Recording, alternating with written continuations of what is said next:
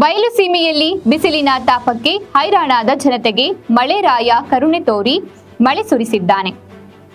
ತಡರಾತ್ರಿ ಸುರಿದ ಭಾರಿ ಮಳೆಯಿಂದ ಹೋಬಳಿಯ ರಾಮಸಾಗರ ಗ್ರಾಮದ ರೈತರಾದ ಗುಂಡಮ್ಮ ತಿಪ್ಪೇಸ್ವಾಮಿ, ಕಾಮಕ್ಕ ತಿಪ್ಪೇಸ್ವಾಮಿ, ಕಾಮಯ್ಯ ಪಾಲಯ್ಯ, ಓಬಮ್ಮ ಪಾಲಯ್ಯ ಓಬಮ್ಮ ಮತ್ತು ಗಜ್ಜುಗಾನಹಳ್ಳಿ ರೈತ ಬೋರಯ್ಯ ಅವರ ಜಮೀನುಗಳಿಗೆ ನೀರು ನುಗ್ಗಿ ಅಪಾರ ಬೆಳೆ ನಷ್ಟವಾಗಿದೆ.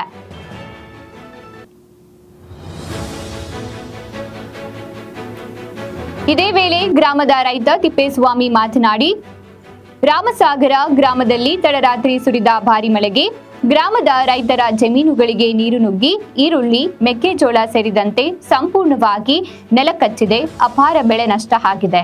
ಕೂಡಲೇ ಸರ್ಕಾರದ ಅಧಿಕಾರಿಗಳು ರೈತರಿಗೆ ಪರಿಹಾರವನ್ನ ನೀಡುವಂತೆ ಮನವಿಯನ್ನ ಮಾಡಿದ್ರು.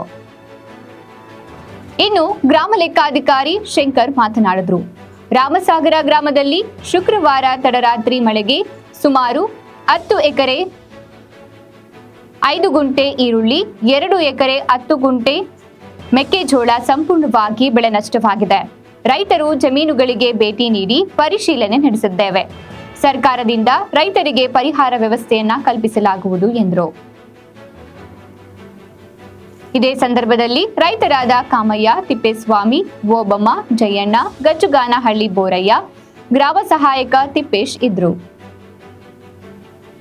ಜಮೀನಿನಲ್ಲಿ ನೀರು ನುಗ್ಗಿ ಮೆಕ್ಕೆಜೋಳ ಮತ್ತು ಈರುಳ್ಳಿ ಬೆಳೆ ನಷ್ಟವಾಗಿದೆ. ಎಷ್ಟು ಎಕರೆ ಹಾಕಿದ್ರಿ ಮೆಕ್ಕೆಜೋಳ? ಮೆಕ್ಕೆಜೋಳ ಒಂದು 4 ಎಕರೆ, ಈರುಳ್ಳಿ ಒಂದು 8 ಎಕರೆ ಆಗಿದೆ ಟೋಟಲ್.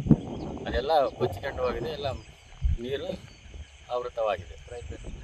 ರೈತರ ಹೆಸರು ಅಂದರೆ ಮೆಕ್ಕೆಜೋಳದಾರು ಓಬಮ್ಮ ಬಸವರಾಜು, ಈರುಳ್ಳಿ ಕಾಮಯ್ಯ ಮಾಳಯ್ಯ, ಕಾಮಕ್ಕ ಓಬಯ್ಯ, ಗುಂಡಮ್ಮ ಪಾಲಯ್ಯ, ತಿಪ್ಪೇಸ್ವಾಮಿ ತಿಪ್ಪಯ್ಯ, ಪಾಲಯ್ಯ ತಿಪ್ಪಯ್ಯ, ಪಾಲಮ್ಮ ಬೊಮ್ಮಯ್ಯ, ಓಬಮ್ಮ ದಾದಯ್ಯ. ರಾತ್ರಿಗಳಿದ ಮಳೆಗೆ ಮೆಕ್ಕೆಜೋಳ ಮತ್ತು ಈರುಳ್ಳಿ ಬೆಳೆ ಇದಾಗಿದ್ದು ರಾತ್ರಿ ರೈತರುಗಳು ಫೋನ್ ಮಾಡಿದರು.